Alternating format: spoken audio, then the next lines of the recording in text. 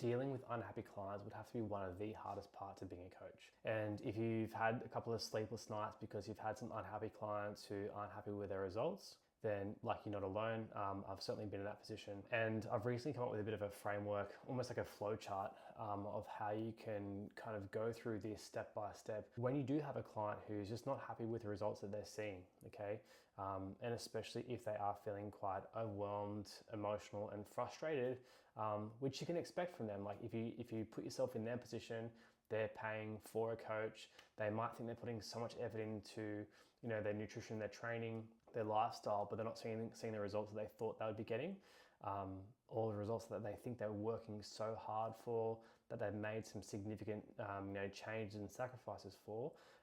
So this can actually help them kind of come out the other side with kind of greater understanding of like where they're at and then what they can do moving forward. But it also puts you in a really great position of like how to handle it. So you've got like a really solid framework of like what you can do when you find yourself in this position, which no matter how good a coach you are, you're going to find yourself in this position at one point. So today I'm going to share a very practical approach of how to handle these really challenging conversations. But before we get into that, I'm just going to really kind of cover why it's so important to handle these situations so delicately, but also quite practically. It's very rare for me to speak so like objectively because I'm such a like subjective person.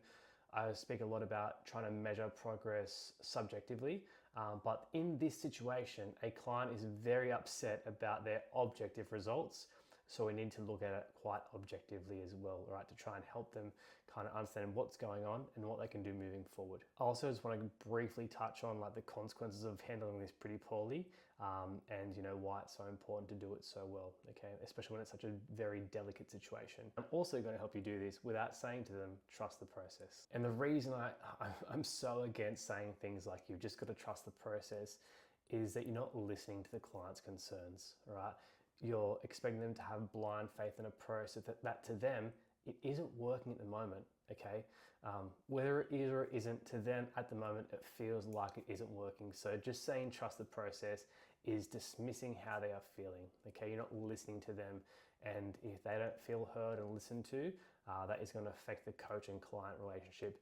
It's going to affect their buy-in to the process, okay? So it's going to do far more harm than good. So instead, listen to their concerns. Another reaction that some coaches might have is like to get on the defensive. Like you might feel criticized that your approach, your process isn't working. So you might then try and flip onto them like, you're not adherent, you're not following through these things, you're not being consistent. Again, that's not going to do wonders for the client and coach relationship. Instead, what you want to try and do is work through this together. You are a team. This isn't their problem, all right? It's your problem together to try and work through, right? To try and get the results that the client is after, that they are paying you for. I'm so big on things like, motivational interviewing and self-determination theory. And when you lose that connection, all right, it's going to affect the coach-client relationship. It's going to affect the relatedness. It's going to affect their motivation and willingness to want to keep showing up and even, put faith in the things that you are suggesting that they do as well. So it can really affect buy-in, motivation, and then adherence long term. So it's so important to handle this situation delicately, with empathy, with compassion, and with curiosity. And I guess more than anything, it's just like if you criticize them and tell them to trust the process or get defensive, it's just really ineffective problem solving. You're not really getting to the root cause of their unhappiness or the lack of results. So you're not going to help them move forward, right? And just saying things like, you got to be more consistent. Again, it's not really even addressing the problem of being inconsistent in the first place and why it's happening. So if you want to be a much more effective problem solver, then saying trust the process isn't going to work. But when you swap this criticism and judgment and even frustration for a more curious and compassionate approach, it's going to do wonders for the relationship that you have with your clients, but also helping solve this problem moving forward. Just by like listening to them, you're going to separate yourself from so many other coaches out there. I literally had a coach this week I helped through a similar situation. One of the comments that her client said back to her was like, thanks for listening. No other trainers have done that before. Like it's crazy to think that we are in this people-facing industry where we work with people, that just listening to someone puts you so far above all the other trainers and nutritionists out there. So really use it to your advantage. But like I said, just listening to them, just acknowledging how they're feeling, and then trying to explore their feeling, trying to get to the root cause of this problem. It's going to do so much for your relationship with your clients, which is a core part of their success as well, right? When the relationship is tarnished, it's very, very hard to repair. It's very, very hard to come back to, right? So you want to try and keep that relationship intact just by listening, by asking questions and helping them feel like they're not alone, like they are being supported by you, which again is what they pay you for. And also, if you collaborate on this process with your clients, right, they're going to be much more brought into it as well. They're going to have high levels of motivation and even adherence for the things that you go through kind of towards the back end of the framework, right? The things that help them get the results that they're after. And like I alluded to earlier, like I'm a very subjective person. You know, I look at measuring meaningful progress of how this person is going to think, act, or feel differently when they achieve their goals, or how it's going to impact the areas of their life that are most important to them. And you know, you can add a bit of objectivity to that subjective measure. But in this specific situation, right, clients are unhappy with their objective results. So a pretty common one is going to be they're not very happy about the progress they've made on the scale. They're unhappy that the scale hasn't budged in the direction that they want it to go. Now, what we want to do is like remove the subjectivity out of it for a second, again, which is very rare for me to do, but look at it objectively, right? Is this person making progress or not? Have they made progress? The answer is yes or no, really, that's it, all right? Either they have made progress or they haven't in this particular data point, right? So we look at, let's say, for example, the scale weight. Have they lost weight? It's yes or no. And that's the two paths that we go down in this framework, in this flow chart. If it's yes, we go down two paths, okay? It's either yes, but it's hidden, or yes, but their expectations aren't matching reality, right? They have quite unrealistic expectations of where they should be at right now. Let's go with this first one. The first one could be like, yes, they're making progress, but it's hidden. So what you might want to look at here is like looking at other signs of progress beyond the scale weight, for example. So you look at measurements, you look at photos, you look at clothes fitting differently, and that might help some clients, right? But some of them might not. You might look at other non-scale wins, right? They might be feeling better, their mood is better, they're performing really well in the gym. So you might show them, hey, like I know the scale isn't moving the way that you want it to, but, all right, you can see that these things here indicate that you are making some progress. You might have then go, all right, here are the things that might impact the scale weight and the reason it's not budging, okay? So that is one path to go down. Yes, but it's hidden. And this might work for some clients, even a large chunk of clients, but there are going to be some clients who are really caught up on the scale, okay, and they want that number to budge. The other yes is like, yes, but their expectations don't match reality, right? It's yes, but it's unrealistic expectations. So they might be losing weight, all right, but it's not a kilo a week. You might need to remind them or just reinforce of like what realistic rates of progress are. So like we're looking at, 0.5 to 1% of your body weight per week. I did this with a client. I've done it multiple times. Like even if you say it on this first call, like here's what to expect, they might feel like, I haven't lost much weight. I'm like, you've actually lost like 1% of your body weight every week for the past 5 weeks. Like that's significant. It might not be a kilo, but like you only weighed 75 kilos to start with. So, it's like 750 grams a week. Like that's pretty solid. And they go, I just either didn't realize or I forgot. Okay, so you might just need to highlight like, this is what realistic progress is, and you're actually like on track. So it might make them feel better. So that's if they are making some progress, okay? They are making some progress towards their goals, whether it be, the scale is moving or it isn't moving, but other things show that they are making progress. Now, on the other side, all right, is, it's very clear that no, they're not making progress. This could even be used for the person who like is making the, the non-scale progress, but they're still really caught up on the scale. Let's go onto the no side of it, right? So we've decided, you've looked at it. No, they are not making progress. So what do we do here? Again, there's two paths to go down. And the first one is like, well, from what you can see, they should be making progress, right? What they're telling you, what they are saying that they're doing, what they're, logging with their food journal or, their app or their training, like, and it's like, you expect them to be making progress, right? So it's kind of like an unexpected lack of progress. Now, this one where it's like this unexpected lack of progress, where like you look at it and go like, well, I kind of think that you would be making progress based on what I can see. it requires a deeper level of curiosity, right? You need to start exploring and trying to figure out like what is going on. Is there something that we might be missing, right? So you might ask them like, is this a pretty accurate depiction of what your day looks like? Is there anything we're missing, like snacks or like some extra indulgences? What do your weekends look like? Can you tell me more about like what might be going on? And you might even use examples. You might even use examples of like, other clients who've been in a similar situation. They thought they were, doing everything right, but there was these other things that kind of like, if we think about like, all right, deficit, it's really just pulling them out of the deficit that they were kind of in based on what they logged. So what extras are creeping in? So what is holding them back from making progress that they aren't kind of reporting or telling you, right? And they might not be doing it on purpose.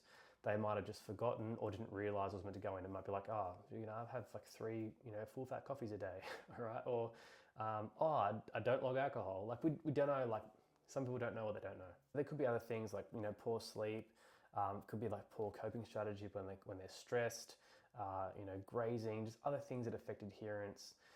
So just, trying to get a clearer picture of what else is going on behind the scenes that they're not showing you, right? So just have like all the pieces of the puzzle there to make a clearer picture or a more defined picture of what is going on. And if they can, hand on heart say like, that is exactly what I'm doing. And if you go like, fuck, like there's something going on, maybe there's some kind of like, let's say like worst case scenario, there could be an underlying condition that could be affecting progress, right? That could be affecting scale weight. So that's where like you might refer out to a different specialist. If they can hand on heart and you believe them, go like, no, like I'm doing everything to a T and nothing is working. You go, right, there must be another condition going on. And like, not to say use it as a threat, but if you mention that, like I've done it with a client in the past, like, we might have to get some blood tests and see what's going on. And it kind of like scares them a little bit. Like, oh, fuck, like I don't really want to do that. Maybe it is, it's the whole like if you hear hooves, think horses, not zebras. Try and get them to think about the horses. Like, maybe it's actually the nutrition things that you're not doing, or maybe not as active as you thought. Like that's the more obvious thing. Let's like focus on that. That's a probably easier problem to solve than this more serious zebra that's on this side. So it's certainly worth just floating that idea as well. And like I said, it's helped with a client in the past. They kind of go, maybe it's the more obvious thing. But that's if like, no, they're not making progress and like you'd expect them to. But then we go to the other side, right? No, they're not making progress, but you can see why. It's a predictable lack of progress. And this is when it is actually just an adherence issue, right? And again, this is one where we need to really approach it with, compassion and empathy, not judgment or criticism. It's simply just highlighting the things that are affecting their progress, right? The things they're doing that might be, blowing them out of the deficit. And like, it could be as simple as like, yes, like I know you're putting so much effort in at the moment and you're doing, X, Y, Z really, really well. It's A, B, and C that are things that are kind of holding you back at the moment. It kind of helps them like understand it, helps them make sense, but also you're reinforcing the good things that they're doing.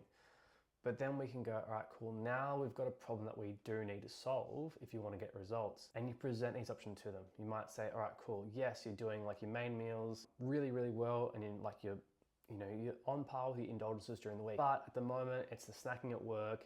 It's alcohol on the weekends. And it's like probably like your brunch on Sunday. Like they're the kind of bigger things that are affecting kind of your progress and where you're at. You just present it to them and go like, what one do you want to work on this week? So not only have you highlighted the problem, you're actually trying to work with them to help solve the problem so they can get the results that they're after. But again, like I said, like do this one like quite delicately. It's not an attack of like, well, you're not bloody making progress because you drink too much on the weekends and you snack at work. Reaffirm their strengths, reaffirm the things they're doing well, but highlight areas for improvement.